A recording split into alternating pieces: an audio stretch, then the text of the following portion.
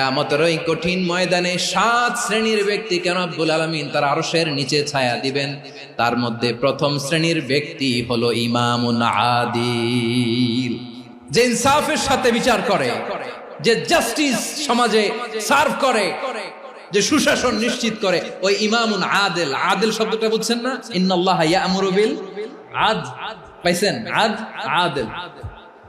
7 শ্রেণীর ব্যক্তিকে আল্লাহ তাআলা সুশীতল আরশের নিচে ছায়া দিবেন, যেদিন তার দেয়া ছায়া ছাড়া কোনো ছায়া থাকবে না। এর প্রথম হচ্ছে ইমামুন আদিল, ন্যায়পরায়ণ শাসক। চিল্লায় বলেন সুবহানাল্লাহ।